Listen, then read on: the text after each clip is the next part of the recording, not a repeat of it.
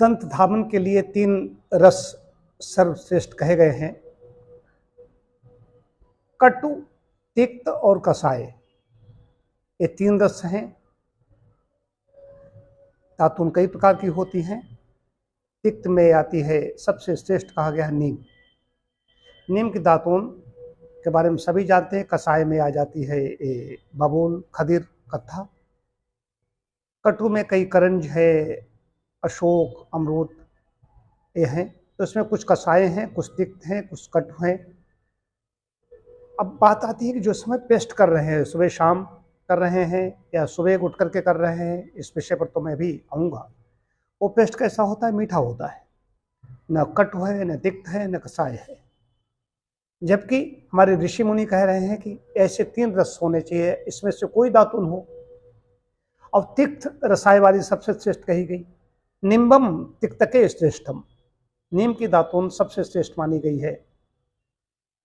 सुबह शाम दोनों समय, आज की बात हो रही है तो पहले भी कह दिया गया दोनों समय करना चाहिए, लेकिन सुबह से अधिक अच्छा है कि शाम को, जब हम रात को सोने के लिए जाते हैं बिस्तर पर, तो दिन भर कुछ न कुछ खाया है, शाम को खाया है तो खाकर जाते हैं, अन्न के कण दांतों के बीच में फंसे न रहे। इसलिए दांत साफ करना बहुत आवश्यक है, दंत धावन आवश्यक है। शाम को कई अधिकांश लोग मैं ऐसे जानता हूँ जो शाम को नहीं करते, सुबह उठ कर क्या करेंगे? अरे भाई, सुबह सोकर के उठे हो और रात को जब सोने जा रहे हो तो खाकर के सोने के लिए जा रहे हो, खाकर सोने के लिए जा रहे हो तो खाकर के बाद में दांत साफ करना नितांत आवश्यक है। सुबह एक बार न भी करो तब भी कोई बात नहीं है, लेकिन करो, अच्छी बात है, करना चाहिए।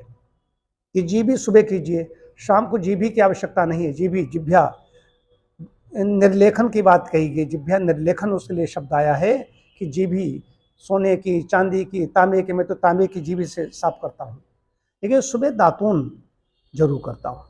शाम को तो मैं भी पेस्ट करता हूँ, कुछ हल्का सा उसमें वैसा होता है, अलग होता है, एकदम मीठा नहीं होता है, लेकिन करता हूँ। सुबह नीम की दातून करता हूँ।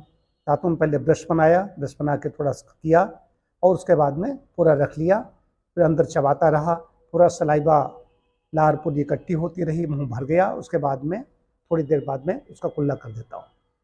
आधा पौन घंटा व्यायाम जब करता हूँ तब ऐसे रहता हूँ। उसके बाद में जब स्नान आदि के लिए जाता हूँ तब कुल्ला होता है एक तरीके से। उससे पहले कुल्ला कर चुकता हूँ, शौच के लिए जाता हूँ, स्नान बाद में करता हूँ, व्यायाम के बाद में।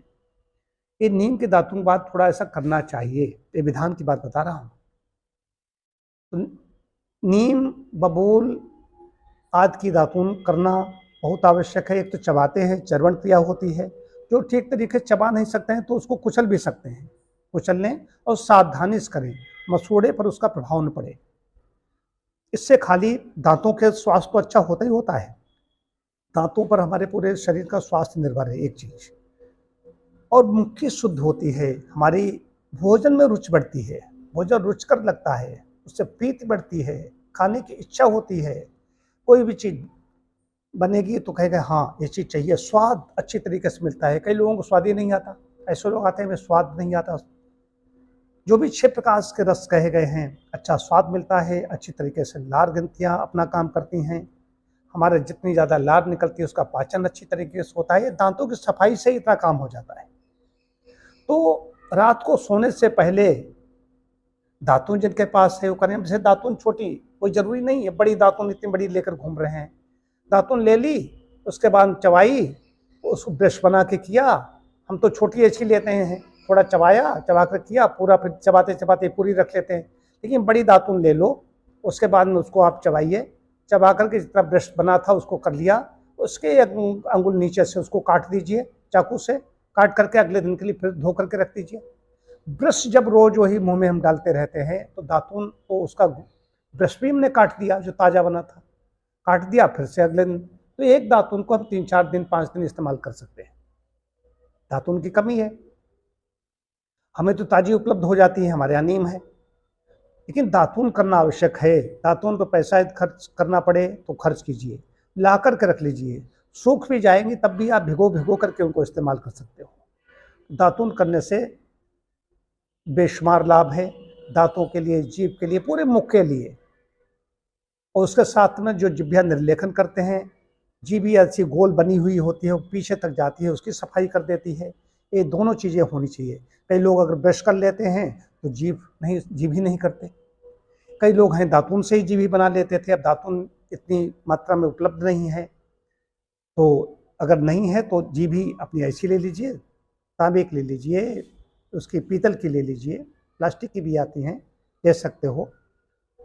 लेकिन सुबह या शाम में एक बार दातून कर लेंगे तो दांतों का स्वास्थ्य अच्छा रहेगा, मसूड़ों का स्वास्थ्य अच्छा रहेगा और मुंह का स्वाद अच्छा रहेगा। कई लोग आते हैं शिकायत करते हैं, उठते हैं मुंह का स्वाद अच्छा नहीं रहता, कुछ लोग कहते हैं मुंह का कड़वा कड़वा रहता है, किसी का फीका फीका रहता है, किसी को स्वाद नहीं मिलता।